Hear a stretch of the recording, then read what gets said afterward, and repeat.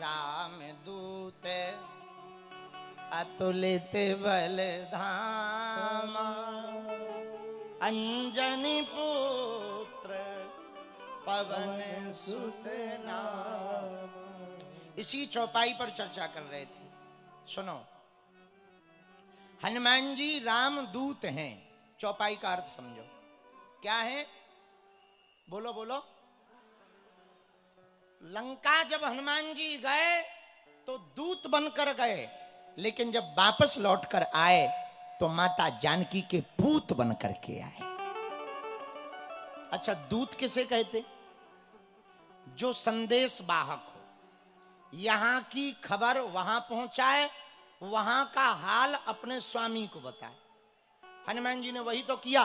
लंका गए, लंका में रावण को समझाया। दूत के दो लक्षण हैं। कितने लक्षण? जोर से बोला।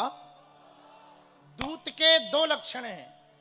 दूत का पहला लक्षण यह होता है कि जो दुश्मनों के मन में भय पैदा कर दे, वो दूत का पहला लक्षण होता है। दूत जहां पर भी जाएगा दुश्मन के मन में इतना भय डाल देगा कि दुश्मन जो है कांपने लगेगा। और दूत का दूसरा लक्षण यह होता, दुश्मनों के मन में तो भय पैदा करता है, पर स्वजनों के मन में विश्वास पैदा करता है। दो लक्षण। और हनुमान जी ने दोनों भूमिका निभाई।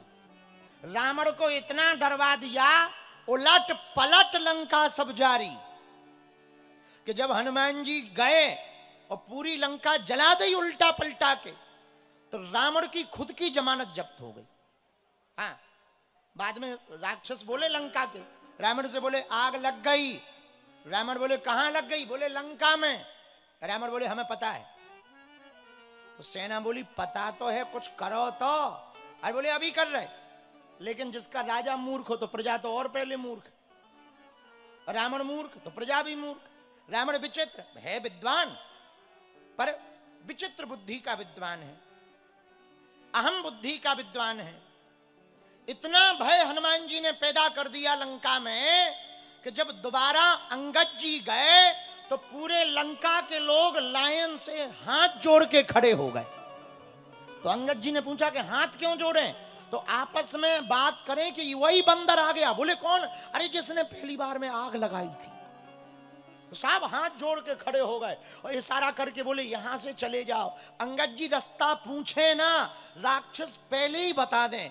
तो अंगद जी बोले हमें क्यों बता रहे? बोले हम तो समझ गए, वो ही नहीं समझा 10 मूड वाला। इतना भय, ये दूत का काम है।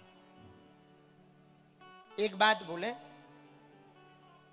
हनुमान जी ने अपने आप का परिचय नाम लेके नहीं लंका में दिया। माता जानकी जी को भी जो अपना परिचय दिया, सुनो हनुमान जी ने क्या कहा। माता जानकी ने पूछा कौन हो? हनुमान जी ने परिचय दिया, राम दूते में मातु जानकी,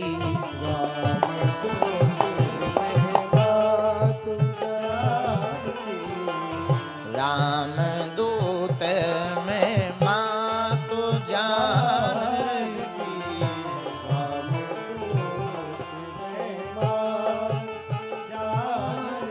जानकी माँ ने पूछा कौन हो? माँ हम राम जी के दूत हैं, हमें भरोसा नहीं हो रहा। अपना नाम नहीं बताया। सत्य शपथ करुणा निधान की, सत्य शपथ करुणा निधान की, सत्य शपथ करुणा निधान की, सत्य शपथ। हनुमान जी महाराज कह रहे माँ हम राम जी के दूत हैं। एक बात और बोले, कह दो। बोलो, जोर से कहो, बोलो। अरे उसी ठंडे ठंडे क्यों बैठ गए? जरा जोर से कहो। सुनो, आपदा को अवसर में बदलना जिसको आ जाता है वही सफलता पाता है। आपदा को अवसर में, विपत्ति को अवसर में बदलो। हनुमान जी ने यही किया।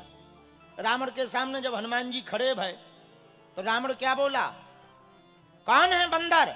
हनुमान जी ने कहा तू बता दस कंदर। भाई तुम कहो बंदर, हम कहें श्रीमान जी। बोले हाँ बोलो 10 कंधार। रावण बोला कौन है तू बंदर? हनुमान जी बोले बोलो 10 कंधार। अब हनुमान जी की बात सुनकर के रावण का दिमाग खराब। तो रावण बोला है मार दो बंदर को, हमारे बेटा को मारा। हनुमान जी बोले किसको मारा? बोले बेटा को। बोले क्या नाम था? लिस्ट चेक करें, बताओ। बोले हमारे बेटा का नाम अक्षय था। हाँ, हनुमान जी बोले एक ही मुक्का में निपट गया था वो तो। रावण बोले तो हमें ये बता रहे हो कि एक मुक्का में मार दिया था, बल बता रहे हो? हनुमान जी बोले बल नहीं बता रहे, निपटा दिया था, और इससे सिद्ध होता है कि तुम नंबर 1 के उल्लू हो। रावण बोला हमें ऐसी बात बोल रहे? हनुमान जी बोले बिल्कुल बोल रहे। बोले क्यों? बोले हमने सुना रावण विद्वान है। बोले बिल्कुल है। बोले तुम नहीं हो। विद्वान होते तो अपने लड़का का नाम ऐसा रखते। बोले कैसा? बोले हम तो बाग में खड़े थे, किसी ने हमारे कान में कहा कि अक्षय कुमार आया है। अक्षय रावण का बेटा है, अक्षय कुमार रावण का बेटा आया है। हनुमान जी सोचने लगे जब इसका नाम अक्षय है तो अर्थ क्या होता? जिसका कभी होना क्षय वो है अक्षय, कभी क्षय ना हो वो अक्षय है। तो हनुमान जी बोले हमने एक मुक्का बना के ट्राई किया कि चेक कर ले क्षय हो रहा कि नहीं हो रहा। बोले मुक्का तो दूर की बात है, 3 उंगलियां नहीं में निपट गए। इससे सिद्ध होता है कि तुम्हारी विद्वत्ता ठीक ठाक नहीं है, तो ये बेफिजूली की। और रावण का दिमाग खराब कि एक तो हमारे राज्य में बंधो खड़ो, हमारे लड़का को मार दिया, ऊपर से हमसे कह रहा है कि तुम ज्यादा कुछ नहीं जानते। तो रावण बोला एक बात बताओ। हनुमान जी बोले हाँ, ये दूत के लक्षण है। हनुमान जी भय में नहीं है, अभय है। क्यों?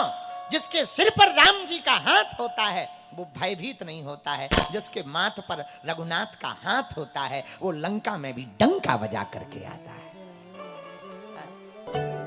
बालाजी महाराज के कृपा पात्र बागेश्वर धाम पीठाधीश्वर परम पूज्य धीरेन्द्र कृष्ण शास्त्री जी महाराज का पावन संकल्प। मध्य प्रदेश में छतरपुर के ग्राम गढ़ा में बनेगा विश्व स्तरीय कैंसर अस्पताल एवं रिसर्च सेंटर, जिसकी आधारशिला देश के यशस्वी प्रधानमंत्री नरेंद्र मोदी जी के कर कमलों से रखी जा चुकी है।